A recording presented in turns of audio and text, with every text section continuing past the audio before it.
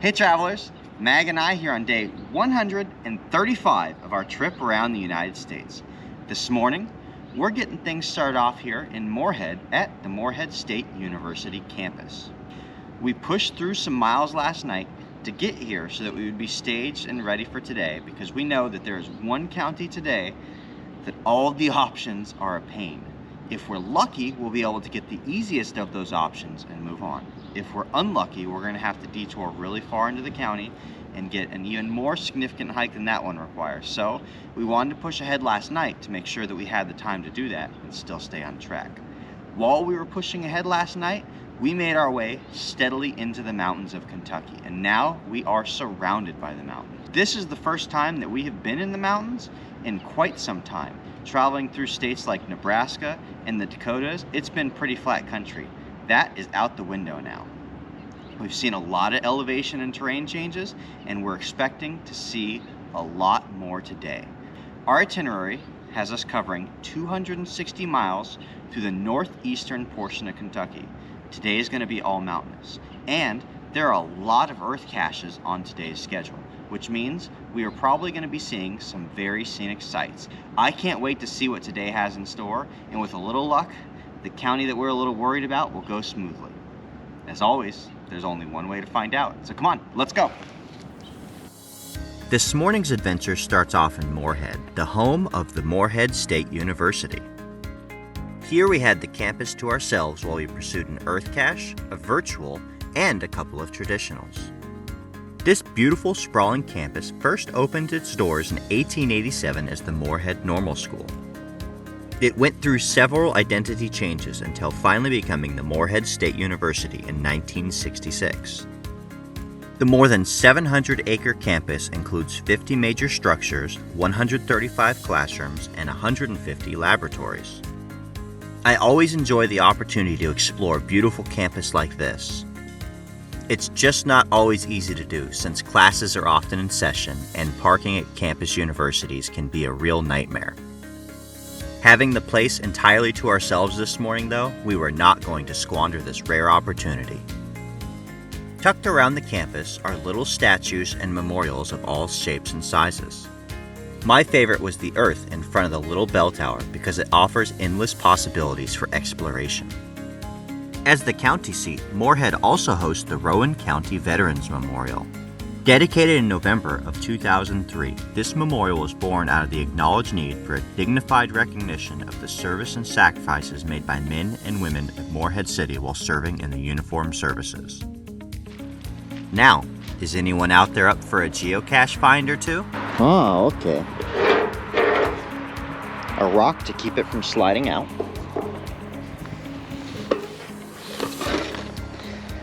And another lock and a guardrail. Kentucky, you are doing it right. This is how we do guardrail geocaches. From there, we moved down the road through the next few counties and continued to see a familiar sight all along the way. This is maybe the 5th or 6th guardrail geocache that I found this morning, spread between 3 counties. And you know what? Every single one of them has been large enough to hold swag. Following the trail of guardrails, we found ourselves in Mount Sterling, the county seat of Montgomery County, and the last city that we'd be seeing until the end of the day. The courthouse here is in the middle of a beautiful town square and features a veterans memorial on the front lawn. During the Civil War, the town was occupied by Union and Confederate troops in turn. The Battle of Mount Sterling in June of 1864 ended in a Confederate defeat and was the last battle of Montgomery County in the Civil War. Mount Sterling also features the hometown heroes on many of its light poles, which I always find to be a fantastic feature of any small town. Upon leaving Mount Sterling, we began our journey into the Red River Gorge geological area. The Red River Gorge towers above the Red River and features an abundance of high sandstone cliffs, rock shelters, waterfalls, and natural bridges. In fact, there are more than 100 natural sandstone arches in this area. The sandstone and cliff lines have helped this area to become one of the world's top rock climbing destinations. They also make it very difficult to navigate the roads out here. We spent a lot of time driving up and down the mountains until we finally found this tunnel entrance, which was the only way to get to where we needed to go. It is a one-lane tunnel, so you have to be very careful about the approach and ensure there are no cars when you begin the drive through. And it is a pretty tight fit. The exact moment when I realized that I had miscalculated the roads up here was when I found myself up there when I needed to be in this tunnel right below us. Not a good place to be. After well more than an hour and a half of winding back and forth along the mountain roads, clearing that tunnel finally put us on track to where we needed to be to find the county that we had been most concerned about coming into this day.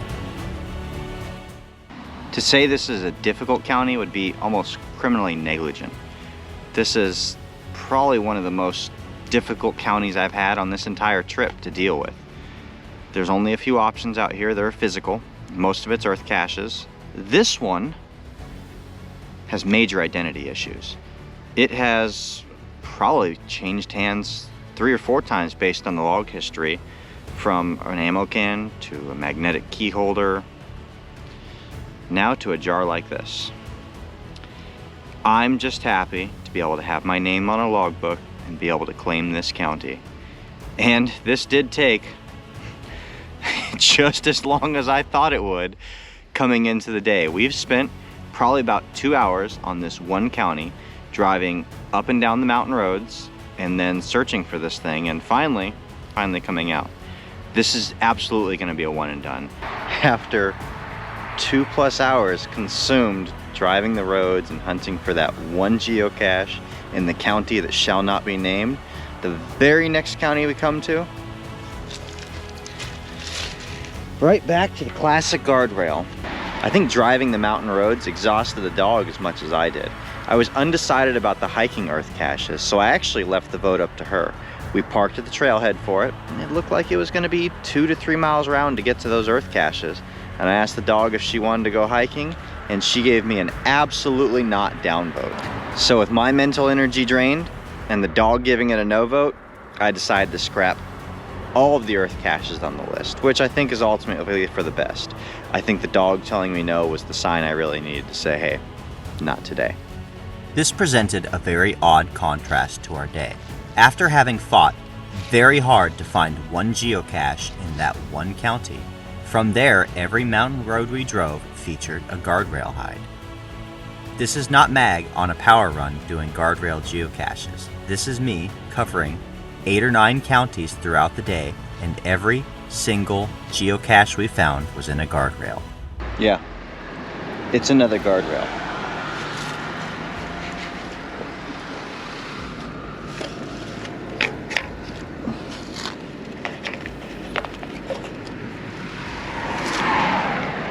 %90 guardrail finds and 1% extremely painful county. Having a good look over the map of the area, there was really nothing else for us to find along this drive except for guardrails, which carried us all the way into West Liberty, the county seat for Morgan County. By the time we reached this city, the first we had seen since departing Mount Sterling, the sun was going down over the horizon. We made the most of the light available to us and explored the Veterans Memorial in front of the courthouse before moving down the road a bit. The last of the light faded away as we reached the Elliott County Memory Gardens. Here we had the opportunity to pay our respects one last time before steeling ourselves for a long night ahead. And that's going to do it for our day. We've reached the stopping point for today right as the sun was going down. It kind of worked out just the way I thought it was going to. I'm glad that we were able to get ahead last night, because the county that shall not be named was every bit as difficult to find a geocache in as I had anticipated it would be. Don't get me wrong though, it was a beautiful drive. In fact, if I could go back and replan the Kentucky portion of this trip, I would probably take Powell County, the Red River Gorge area, and I would just have a day for that, because the hiking trails out there looked pretty fantastic. Those earth caches look like they would definitely be worth going out and doing. There's not a lot of physical geocaches out there, but there are a lot of earth caches, and I think those are all good looking spots. But those don't help us along on our county and page goals, so they're not as high a priority for me. Other than that, today was almost completely guardrail finds. We did find a couple in cemeteries, And we found a couple in Morehead this morning as well. But beside that, once we got out to these roads along the route today, it was all guardrails. And it was easy to see why. With the mountain roads the way they were, there's guardrails everywhere and there's not a lot of places to be able to stop and pull off. Looking ahead at the itinerary for tomorrow, it looks like the next 4 or 5 counties are probably going to be the same thing. Mountain driving with stops at the guardrails, find a pill bottle, get back in the car and drive to the next one. The only reason I put the daybreak on the schedule here like I did was because it was as many miles as I thought we could handle today, and the timing was right on. But just the same, if it's going to be all guardrail hides, we're probably going to push on for the next 4 or 5 counties until we get to an actual logical stopping place. I guess we'll see where the night takes us. Like this video, subscribe to stay tuned for daily updates, and we'll see you out on the trails.